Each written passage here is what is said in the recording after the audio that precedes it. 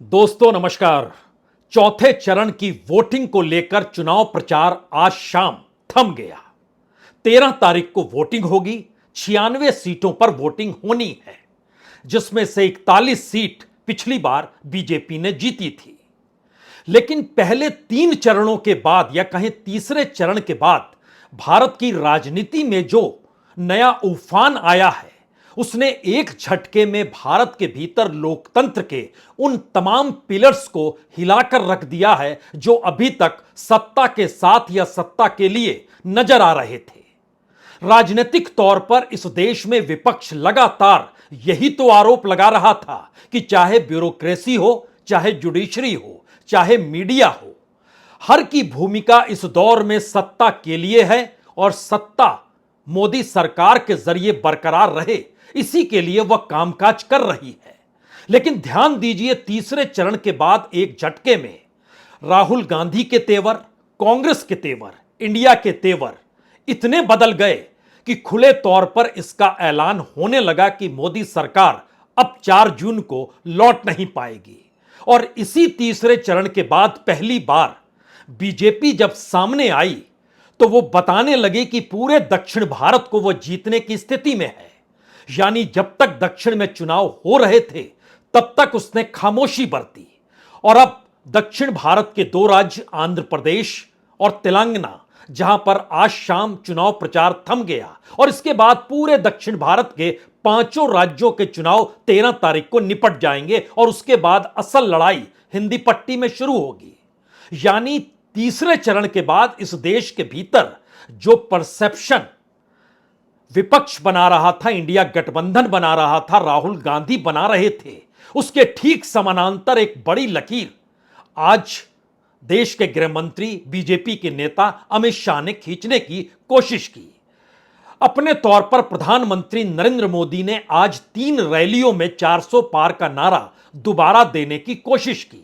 यानी परसेप्शन इस देश में क्या यह बन चुका है कि 4 जून को मोदी सत्ता जा रही है, और उस परसेप्शन को लेकर इस देश की नौकरशाही, इस देश की मीडिया और इस देश की जुडिशरी भी बदल गई है, और इसी का असर फैसलों पर पड़ने लगा है क्या?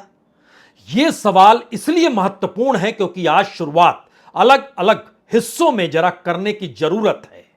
अरविंद केजरीवाल की रिहाई को लेकर सुप्रीम कोर्ट में जो अर्जी डाली गई, वो अर्जी इस बात को लेकर थी कि ईडी ने गिरफ्तारी जो की है वो पूरे तरीके से गलत है।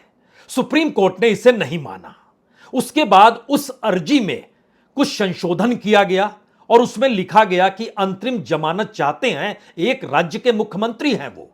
सुप्रीम कोर्ट ने इससे भी इनकार कर दिया कि किसी राज्य के मुख्यमंत्री होने भर से रिहाई नहीं हो सकती है। तब यह सवाल आया कि आखिर में लोकतंत्र और चुनाव उसमें जोड़ा जाए, और सुप्रीम कोर्ट ने बहस के बीच में ही इस मुद्दे को बड़ा कर दिया कि अगर किसी देश में लोकतंत्र के मातहत चुनाव हो रहे हैं और चुनाव के बीच में अगर कोई मुख्यमंत्री जेल में है तो फिर जनता उनसे रूबरू कैसे होगी। और उसके बाद यह सवाल बड़ा होने लगा कि आखिर दिल्ली के मुख्यमंत्री चुनाव प्रचार के लिए बाहर क्यों नहीं जाएंगे, जबकि 5 बरस में एक बार ही चुनाव होते हैं।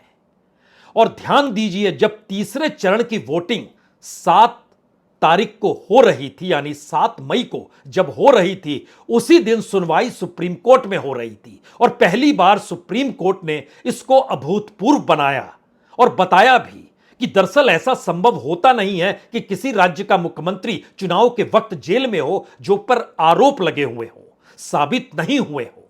यानी गिरफ्तारी गलत है, इससे बात निकलते निकलते लोकतंत्र चुनाव और चुनाव प्रचार पर आकर टिक गई। और उसके बाद दिल्ली के मुख्यमंत्री की रिहाई सिर्फ एक प्रचारक के तौर पर हुई।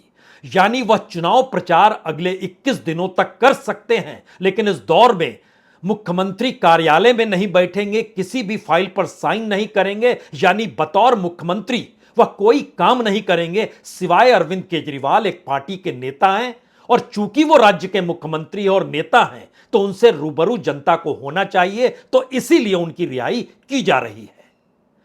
तो क्या इस दौर में इस देश की नौकरशाही और जुडिशरी और मीडिया तीनों के सामने एक नया परसेप्शन तीसरे चरण के बाद बनने लगा है, जिसमें वो घबराए हुए हैं कि 4 जून को सत्ता अगर पलट गई तो उसके बाद की परिस्थितियां क्या होगी, और उसी से प्रभावित होकर इस दौर में जो नौकरशाही काम कर रही है, क्योंकि नौकरशाही ने इस दौर में खास तौर पर जो आईटी डिपार्टमेंट है उसने मैक्सिमम नोटिसेस भेजे हैं इस देश के तमाम व्यापारियों के पास। और बड़ी बात यह भी है कि इस देश के बड़े व्यापारियों के पास भी आईटी के नोटिस गए हैं। वो कोई बहुत बड़ी रकम नहीं है, लेकिन नोटिस भेजे गए, यानी आईटी डिपार्टमेंट सक्रिय है इस चुनाव प्रचार के बीच में। और दूसरी तरफ ईडी इस दौर में शिथिल पड़ गया। जो रफ्तार उसकी चुनाव के ऐलान से पहले थी या चुनाव के ऐलान के तुरंत बाद पहले और दूसरे चरण में थी, तीसरे चरण के बाद उसकी स्थिति, ध्यान दीजिए, वो शिथिल पड़ गई। इस दौर में कहीं कोई छापा नहीं मारा गया, जबकि औसतन देखिएगा तो हर दूसरे दिन इस देश के किसी न किसी हिस्से में ईडी सक्रिय थी। यानी ईडी या कहें नौकरशाही ने इस दौर में 4 जून के परिणामों को लेकर जो परसेप्शन राजनीतिक गलियारे में गूंज रहा है उससे वो प्रभावित हो गई। अखबारों में भी खबरों के तौर पर, चाहे वो इंडिया गठबंधन से जुड़ी खबर हो या राहुल गांधी के तेवर जो नजर आ रहे हो, सब कुछ हूबहू छपने लग गया। और उसी के बाद बीजेपी या कहें अमित शाह निकल कर आए, जिन्होंने परसेप्शन बनाने की कोशिश की कि दरअसल 4 जून को दोबारा प्रधानमंत्री नरेंद्र मोदी ही बनेंगे। इस सिलसिले की नब्ज पकड़ने के लिए सबसे पहले हमें लगता है कि सुप्रीम कोर्ट से जो राहत और रियायत अरविंद केजरीवाल को मिली, आज यह सवाल देश के गृह मंत्री अमित शाह के सामने भी रखा गया और कहा गया कि जिस तरीके से चुनाव प्रचार के बीच में अरविंद केजरीवाल छूटे हैं, राजनीतिक तौर पर एक बड़ी हार सत्ता या सरकार की है। देखिए, मैं एक बात स्पष्ट करना चाहता हूं। एक इंटरिम बेल सुप्रीम कोर्ट ने सिर्फ और सिर्फ चुनाव प्रचार के लिए इनको दिया है। उन्होंने सुप्रीम कोर्ट के सामने केस दायर किया था कि मेरी अरेस्ट गलत है, जो सुप्रीम कोर्ट ने नहीं माना। फिर प्रेयर मॉडिफाई किया कि मुझे बेल दिया जाए, वो भी सुप्रीम कोर्ट ने नहीं माना। सिर्फ और सिर्फ चुनाव प्रचार करने के लिए 1 तारीख तक का बेल दिया गया है और 2 तारीख को उनको फिर से एजेंसियों के सामने सरेंडर करना है। और अगर अरविंद केजरीवाल इस चीज को क्लीन चिट मानते हैं तो मुझे लगता है इनकी कानून की समझ बड़ी निर्बल है।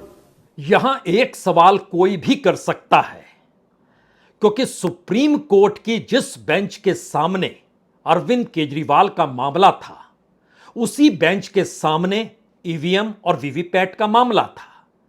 और ईवीएम और वीवीपैट को लेकर सुप्रीम कोर्ट और चुनाव आयोग का दरवाजा कई मौकों पर कई तरीके से विपक्ष ने खटखटाया भी और एक लंबी बहस चली। Association for democratic reform ADR ने बकायदा जिस पिटीशन को फाइल किया, उस पिटीशन के बाद यह सवाल बड़ा हो गया था कि ईवीएम को लेकर फैसला कितनी जल्दी आएगा। लेकिन ध्यान दीजिए, चुनाव शुरू हो गए, फैसला नहीं आया, फैसला सुरक्षित था। अरविंद केजरीवाल को लेकर तीसरे चरण की वोटिंग के दिन फैसला सुरक्षित रखा गया। उस दिन गुजरात में भी वोटिंग हो रही थी और माना जा रहा था या कहा जा रहा था कि किसी भी हालत में गुजरात चुनाव प्रचार के वक्त या वोटिंग के दिन भी अरविंद केजरीवाल बाहर नहीं निकलने चाहिए, क्योंकि गुजरात की राजनीति में आम आदमी पार्टी धीरे धीरे एक राजनीतिक विकल्प के तौर पर ना सही लेकिन वैचारिक तौर पर जिन सवालों को अरविंद केजरीवाल उठा रहे हैं या आम आदमी पार्टी गुजरात के भीतर विरोध बीजेपी का कर रही है, उससे वहां की सियासत पर असर पड़ेगा और यह असर विधानसभा चुनाव में दिखाई देगा। लेकिन एक तीसरा सवाल भी इसके साथ लगातार गूंज रहा था कि अंतर्राष्ट्रीय तौर पर भारत के चुनाव के मद्देनजर बड़ी भद्द हो रही थी, जिस लिहाज से अरविंद केजरीवाल को जेल में रखा गया, हेमंत सोरेन को जेल में रखा गया और अंतर्राष्ट्रीय अखबारों में, चाहे वो वाशिंगटन टाइम्स हो या न्यूयॉर्क टाइम्स हो या फिर टेलीग्राफ क्यों ना हो, दुनिया के तमाम अखबारों में भारत के चुनाव को लेकर, चाहे वो टाइम मैगजीन क्यों ना हो और इकोनॉमिस्ट में संपादकीय क्यों ना हो, अगर उनको पढ़िएगा तो एक सवाल था कि भारत के चुनाव को लेकर एक अंतर्राष्ट्रीय दबाव था। तो क्या उस अंतर्राष्ट्रीय दबाव की वजह से अरविंद केजरीवाल छूट गए, या एक परसेप्शन ऐसा बनने लग गया था वाकई, जिस लिहाज से राहुल गांधी इस बात का खुले तौर पर जिक्र करने से चूक नहीं रहे थे कि अगर सत्ता बनती है तो उसके बाद किसी को भी बख्शा नहीं जाएगा, और इस देश के भीतर लोकतंत्र और संविधान पर कितना बड़ा खतरा है इसका सवाल वो लगातार उठा रहे थे। तो क्या ये एक वजह है जिससे सख्ते में इस देश की नौकरशाही और जुडिशरी के भीतर भी सवाल पनपने लग गए कि 4 जून के बाद क्या होगा? और यहां यह भी समझना होगा कि मौजूदा वक्त में चीफ जस्टिस चंद्रचूड़ हैं, जो कि नवंबर में रिटायर होंगे, और नवंबर के बाद 6 महीने के लिए जो नए चीफ जस्टिस होंगे वो जस्टिस संजीव खन्ना होंगे, जो चीफ जस्टिस 6 महीने के लिए होंगे, यानी मई 2025 तक वही रहेंगे चीफ जस्टिस, और फरवरी 2025 में दिल्ली के चुनाव होने हैं। राजनीतिक तौर पर इन समीकरणों से हटकर एक परिस्थिति यह जरूर समझिए कि विपक्ष के तेवर लगातार इस देश के लोकतंत्र के उन पिलर्स पर हमला करें ना करें, लेकिन उन्हें परिणाम भुगतने के लिए अपने तौर पर धमकी कहें, चुनौती कहें, या फिर इस बात का जिक्र करें कि आप उस पद के काबिल नहीं, और इसको हम बाखूबी देख रहे हैं, इसको खुले तौर पर कहा जाने लगा। मैंने ईडी के अफसर से बोला, ईडी के अफसर मुझे इंटेरोगेट कर रहे थे, और मैंने उनसे बोला कि देखिए, आप सोच रहे हो कि आपने मुझे यहां बुलाया है, मगर आप गलतफहमी में हो। आपने मुझे यहां नहीं बुलाया, मैं यहां आया हूं।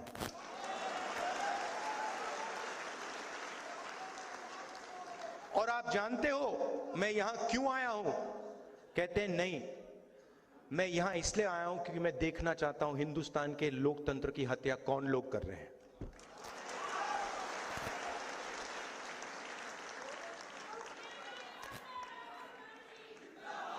मतलब आप क्या समझे हो?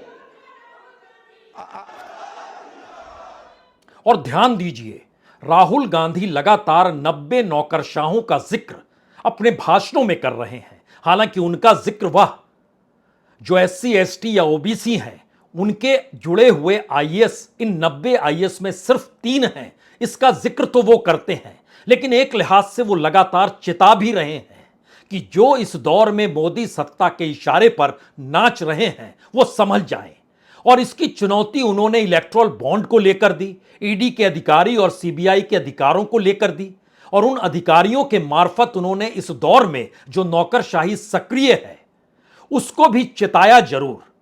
और सीबीआई को लेकर तो बकायदा देश के 10 राज्यों ने सीबीआई की एंट्री अपने अपने राज्यों में बंद कर दी, और इसकी शुरुआत अगर ममता बनर्जी ने की थी तो उसके बाद कांग्रेस शासित राज्यों ने खुले तौर पर सीबीआई का विरोध किया। लेकिन बात जब ईडी पर आई तो ईडी के खिलाफ पहली बार राष्ट्रपति के पास ज्ञापन लेकर और सुप्रीम कोर्ट का दरवाजा खटखटाने की स्थिति में कांग्रेस से जुड़े सांसद ही निकल कर आए, और एक के बाद वो काफिला बनता चला गया। तो क्या एक परसेप्शन दो तीसरे चरण की वोटिंग के बाद इस देश के भीतर बना? अब बड़ी चुनौती बीजेपी के सामने या मोदी सरकार के सामने है कि अगले 4 चरणों को लेकर कम से कम एक ऐसा परसेप्शन तो बनाया जाए कि हर हाल में बीजेपी जीत रही है। और इस परसेप्शन की शुरुआत आज जिस तरीके से प्रेस कॉन्फ्रेंस करके गृहमंत्री अमित शाह ने की, और उन्होंने बीजेपी के बेस्ट प्रचारक होते हुए, या कहें स्टार प्रचारक के तौर पर, या कहें बीजेपी के चाणक्य के तौर पर जिन आंकड़ों को रखा, वो चौंकाने वाला है।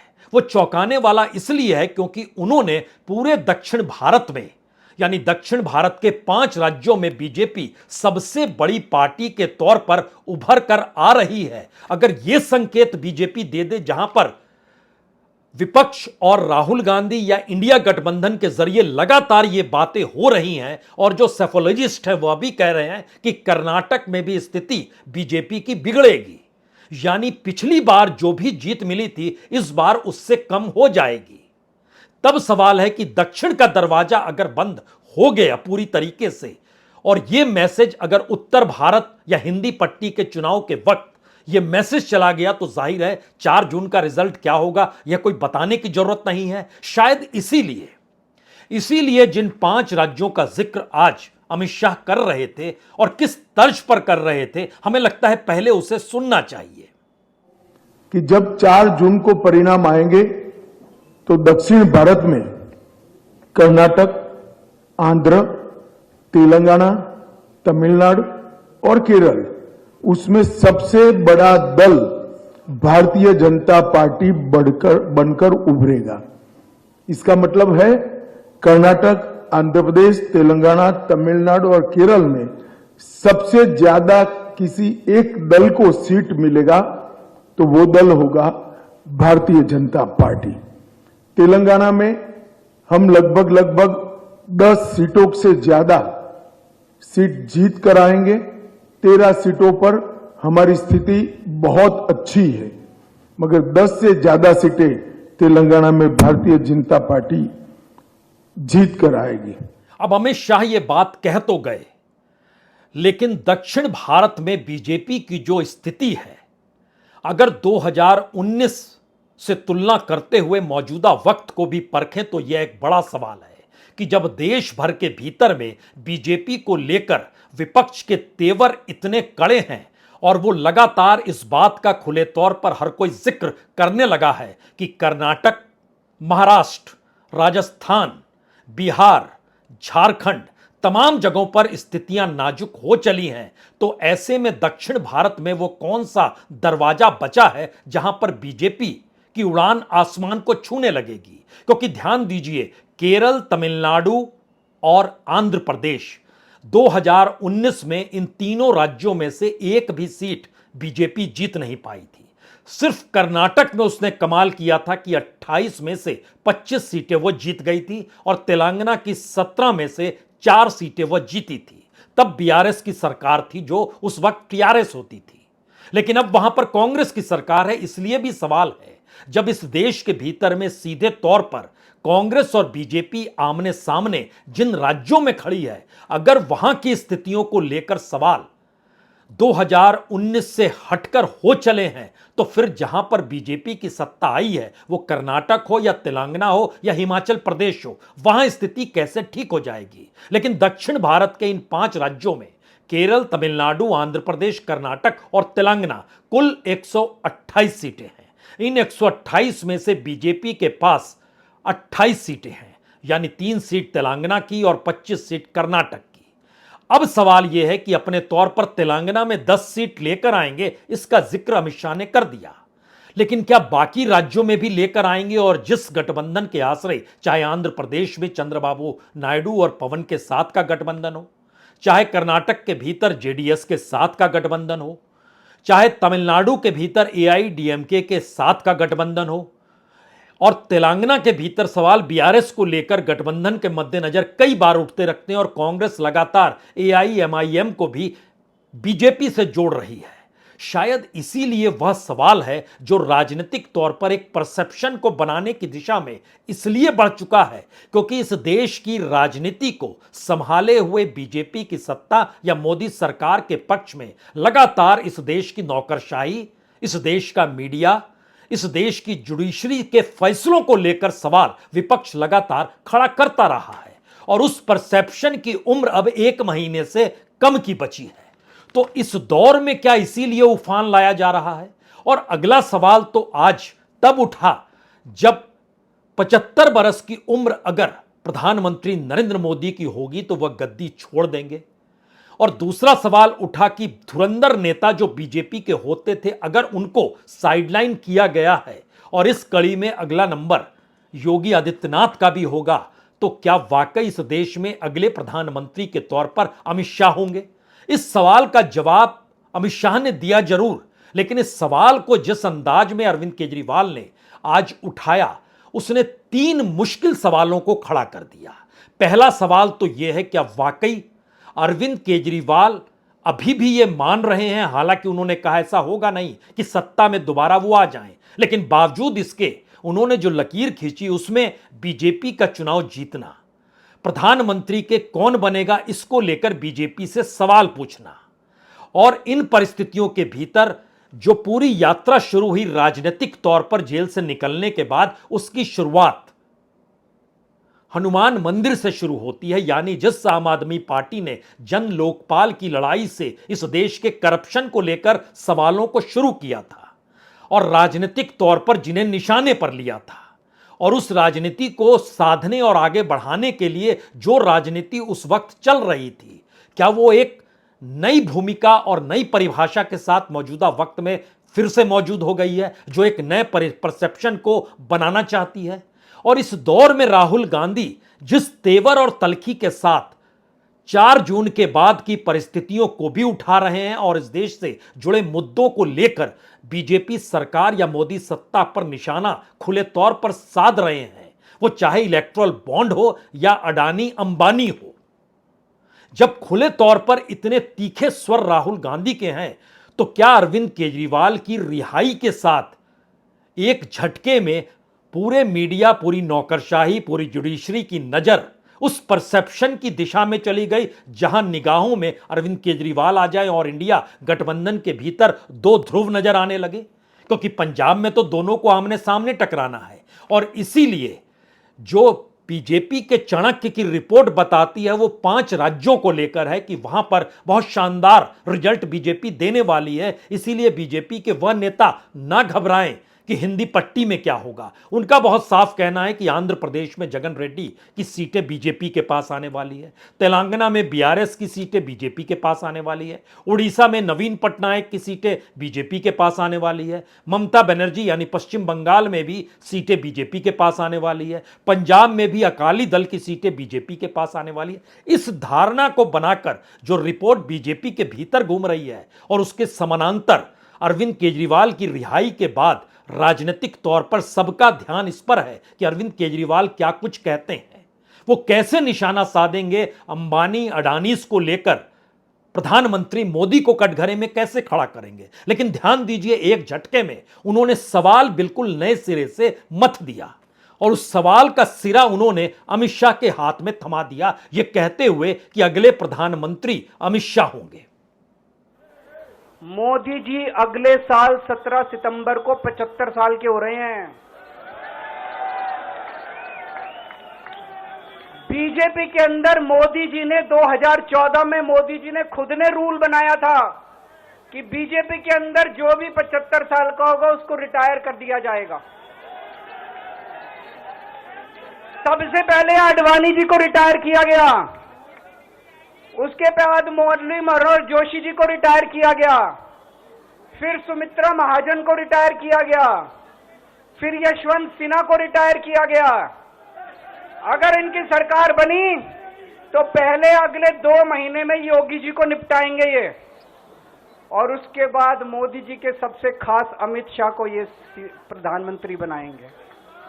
तो मैं लोगों को, देश के लोगों को आगाह करना चाहता हूं, मोदी जी अपने लिए वोट नहीं मांग रहे, मोदी जी अमित शाह को प्रधानमंत्री बनाने के लिए वोट मांग रहे हैं। मैं पूछना चाहता हूं मोदी जी से और अमित शाह जी से, ये मोदी की गारंटी पूरी कौन करेगा? क्या अमित शाह मोदी की गारंटी पूरी करेंगे?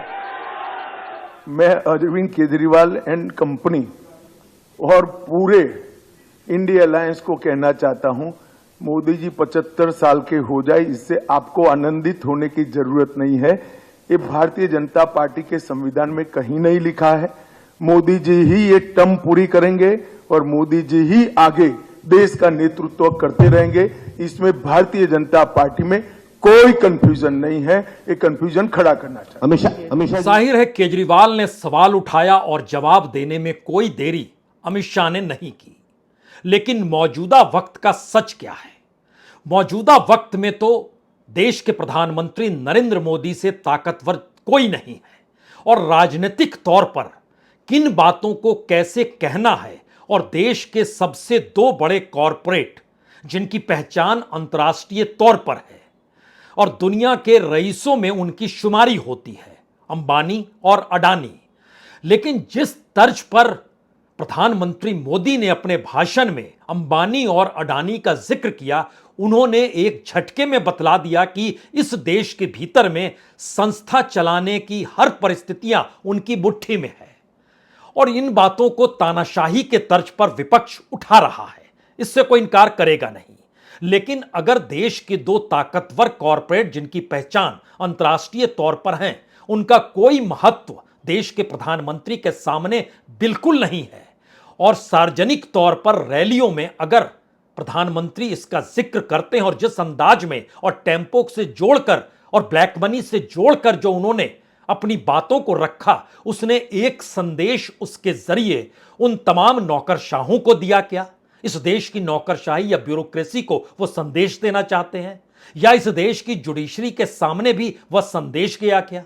इस देश की मीडिया के सामने भी यह संदेश गया क्या, या फिर यह दांव उल्टा पड़ गया? इन दो परिस्थितियों के भीतर अरविंद केजरीवाल की रिहाई के बाद भारत की राजनीति में इंडिया गठबंधन, राहुल गांधी का चुनाव प्रचार करना और इस देश के भीतर में जो वोटरों का मन है वो अगर मोदी के अल्टरनेटिव के तौर पर राहुल गांधी को देख रहा है, तो उसकी लॉयल्टी से ज्यादा उसका परसेप्शन है कि ये शायद परिस्थिति को बदल सकते हैं। तो जो मोदी की धारा या मोदी के गवर्नेंस को सही नहीं मानते हैं, वो एक झटके में राहुल की विचारधारा के साथ आकर खड़े हो गए हैं। लेकिन ऐसा कोई नहीं कह सकता है कि वो लॉयल है, वो अल्टरनेटिव देख रहे हैं, और अल्टरनेटिव कोई भी बनेगा तो उसके पीछे वो खड़े हो जाएंगे। वो ममता बनर्जी बन जाए, वो अरविंद केजरीवाल बन जाए, वो XYZ कोई भी बन जाए। और ऐसे में अगर इंडिया गठबंधन के भीतर दो ध्रुव निकलकर आते हैं, तो सवाल यह नहीं कि कौन किधर शिफ्ट होगा, सवाल यह होगा कि राजनीतिक तौर पर वोट बटेंगे। और ध्यान दीजिए, बीजेपी की समूची राजनीति इस दौर में अपने आप को मजबूत करने से कहीं ज्यादा विपक्ष को तोड़ने को लेकर रही है। वो चाहे महाराष्ट्र को देखिए, चाहे अलग अलग तरीके से, और हिमाचल तक को क्यों ना देख लीजिए, हर जगह उसने विपक्ष को कमजोर किया। एक एक नेताओं को ही नहीं बल्कि प्रवक्ताओं तक को साथ लाकर खड़ा करना चाहा, जिससे मैसेज यही जाए कि विपक्ष कमजोर है, या इस दौर में हर कोई बीजेपी के साथ जुड़ना चाहता है। तो सियासत की इस मोटी लकीर को जो नरेंद्र मोदी ने अपने गवर्नेंस के आसरे इस देश में खींची है, क्या उसी लकीर पर इस देश के भीतर में फैसले हो रहे हैं? और एक तरफ परसेप्शन का असर है और दूसरी तरफ गवर्नेंस और उसकी ताकत का असर है। इन दो परिस्थितियों को खामोशी से समझिए और सोचिए जरूर। और सोचते और समझते वक्त आने वाले एक हफ्ते के भीतर चुनाव प्रचार के तौर तरीकों में मीडिया के सामने लाइमलाइट में कौन रहता है, इसे भी जरा समझ लीजिएगा। और क्या इस देश के मुद्दे कहीं शिफ्ट तो नहीं हो जाएंगे, या शिफ्ट हो तो नहीं रहे हैं? पारखी नजर इस पर भी रखिएगा, हम भी रखेंगे। बहुत बहुत शुक्रिया, बहुत बहुत शुक्रिया।